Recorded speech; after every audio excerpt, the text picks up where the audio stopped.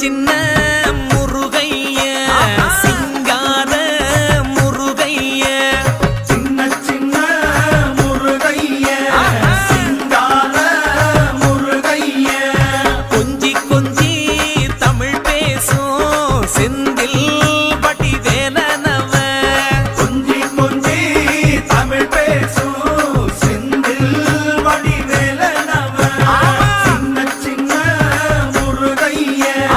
சிங்கார முருகைய கொஞ்சி கொஞ்சி தமிழ் பேசும் செந்தில்